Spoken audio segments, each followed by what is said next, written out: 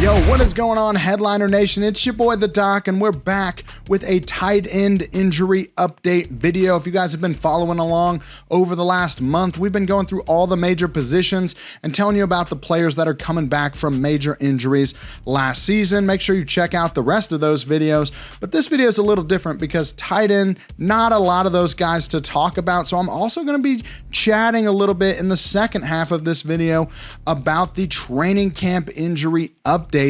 We've got all 32 teams back reported and practicing again, which means football is right around the corner, which also means the injuries are upon us. So we're going to be talking about some guys that landed on the PUP and NFI list, and I'm going to give you a little bit of a breakdown on what those lists mean for your fantasy teams. Let's get into it. All right, we're going to start with the injury that had perhaps the biggest impact both off and on the field last season, and that's Mark Andrews and his fibula fracture / high ankle sprain. Now, that injury occurred on a now banned hip drop tackle, which I believe this injury actually led to that rule being put in place where they banned the hip drop tackle. So they changed the whole rules of the NFL just to make sure that this doesn't happen anymore. We'll see if that rule actually changes the way that guys tackle, but that's besides the point because we're talking about Mark Andrews' ability to be healthy.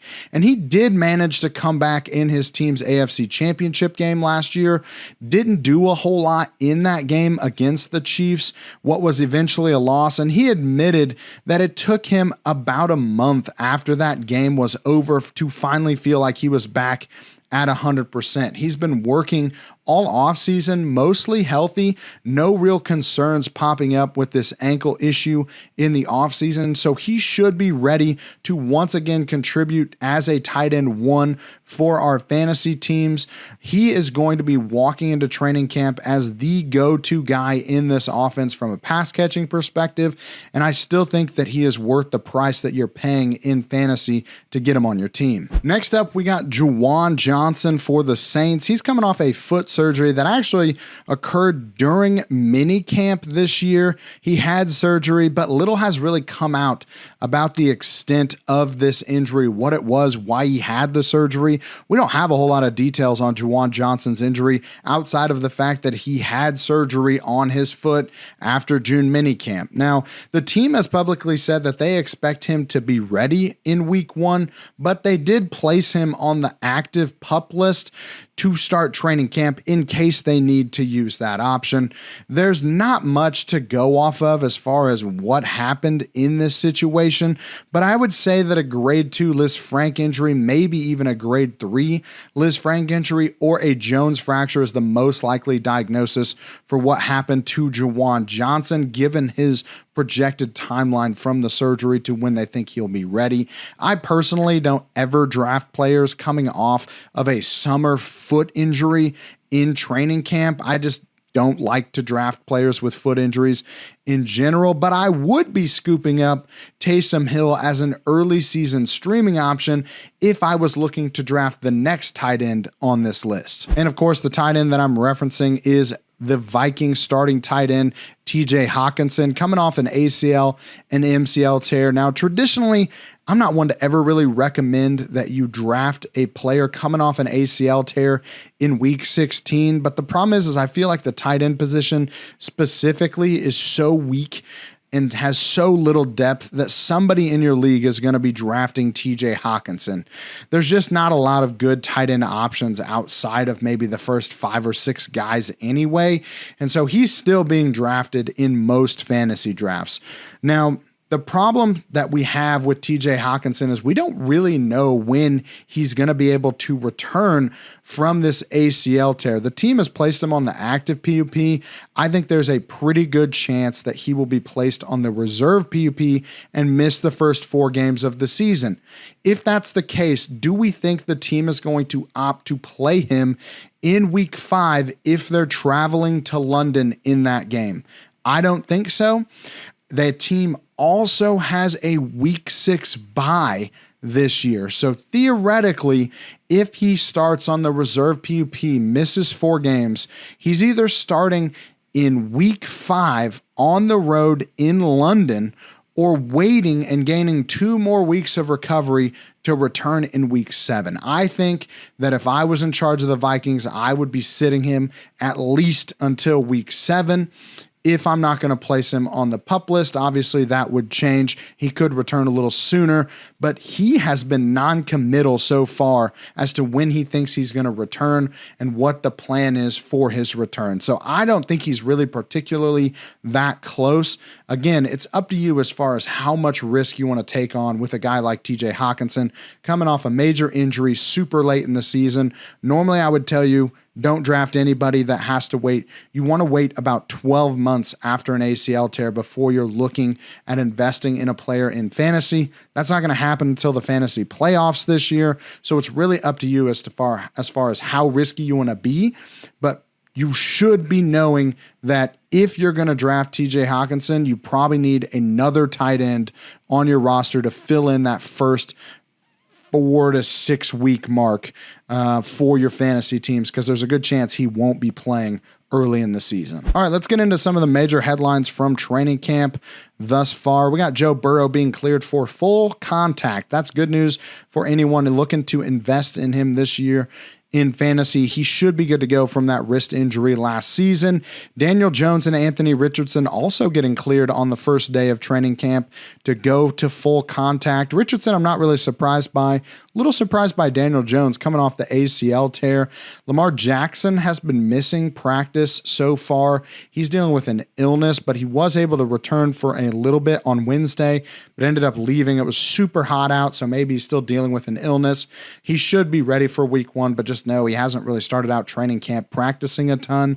Some sad news out of training camp. Saints former All-Pro tackle Ryan Ramczyk was placed on the reserve PUP prior to roster cuts. This means that he will miss the entire season, and that is just sad for a guy that got hurt last year to already be ruled out for this season with a knee injury. Tells me that nothing is going right in his recovery so far. Hoping for the best for him in the future, but there is already talks that this knee injury could be a career ender for Ryan Ramczyk. Really a tough break for a very talented tackle. Saints dealing with a double blow here because Kendre Miller left the first practice with a hamstring injury. He missed 2 games with a hamstring injury last year, missed a total of 9 games due to injury last year, which probably led to one of the worst quotes that I have ever seen a head coach give after a player left a practice due to injury. Head coach Dennis Allen publicly said this: "That's a player who needs to figure out how to stay healthy because you can't make the team in the training room."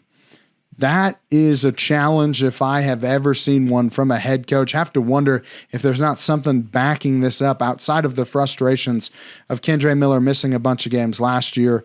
His inability to stay healthy clearly weighing on the head coach, and it could be that he came into camp a little bit overweight, or there's something else brewing besides this comment, but it's one of the meaner comments that I've seen a head coach make about a player right after they got injured. All right, I'm going to finish this up with a quick breakdown of the PUP and NFI list because I think there's a lot of confusion among fantasy players as to what these lists really mean. So for both lists, there's an active list and a reserve list.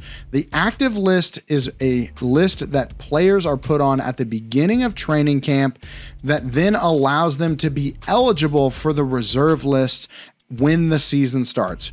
You don't miss games unless you're placed on the reserve PUP or NFI list. So just to clear things up, anybody that we talk about being on the PUP list can come off that list at any moment during training camp as soon as they pass their physical. We've already had guys like Chris Olave, Jaden Reed be placed on PUP or NFI lists and be cleared already. So at any moment when they pass their physical, they can be taken off of these lists. Now, the important part about these lists is that if you're not placed on these lists prior to training camp beginning, you cannot go on these lists during training camp. So only the players listed on the PUP and NFI list can actually be placed on the reserve PUP or NFI.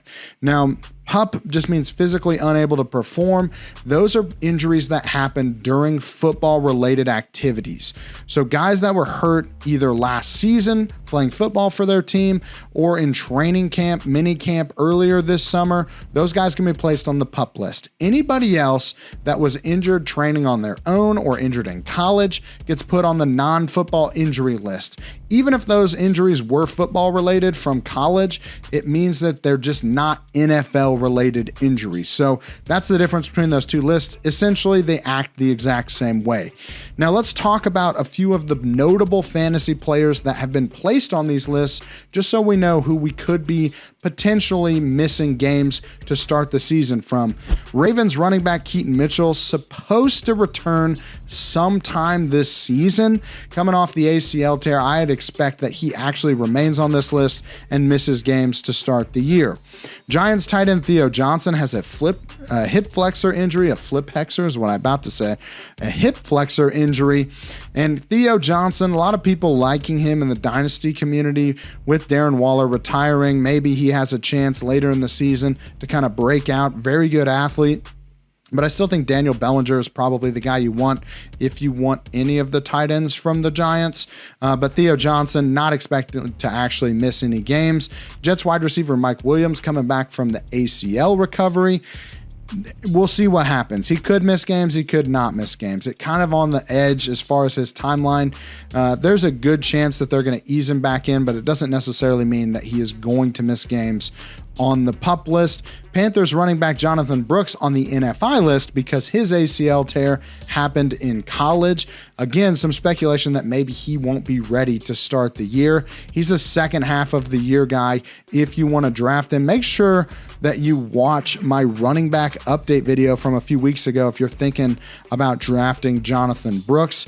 49ers wide receiver Ricky Pearsall is dealing with a hamstring issue. This was plaguing him a few weeks ago in minicamp, and now it's plaguing him again in the start of training camp. Unsure of how they're going to bring him along with Brandon Ayuk not actually practicing right now. And then Steelers running back and kick returner Cordero Patterson also has an injury. So if you're playing and drafting Cordero Patterson, if you play in leagues that award kick returns, just know that Cordero Patterson has a hamstring injury already. Neither one of those hamstring issues is something I would expect guys to miss games for, but they are on the PUP or NFI list based on those injuries. All right, guys, that's it for the injury update video. If there's anybody I missed or that you want me to talk about, I'm hoping I won't have a lot of injuries to talk about in next week's training update, and I'll be able to answer some questions from the comments of this video. So leave a comment down below. Give me a question or two that you'd like me to answer in next week's injury update video. Hopefully you guys are enjoying this content. If you haven't already, like this video. This video gets 500 likes. I will give a draft guide away to someone who comments a question on this video. Appreciate you guys that have subscribed to the channel already. We've got big goals for this year, and subscribing is free and it takes very little time and it helps us out a ton. So hit that subscribe button. And if you want more access to the Headliner team, I can't recommend our Discord channel enough. Hit the join button down below. Get exclusive access to our Discord channel where you can ask me injury questions anytime that you want. You also get exclusive updates that I give each and every day on players that are being injured, so you are always in the know about injuries that happen in the NFL, so you don't have to be searching for that during the season. But I appreciate you guys liking and commenting on these videos. I really have enjoyed doing these updates this year, and I'm hoping you guys will stick with me as we get into the fantasy season. A lot of great content coming from the Headliners this year, and we appreciate all the support that you guys have given us thus far. But that's all I got for you this week. Hope you enjoy it, and we'll see you next time. The Doc is out.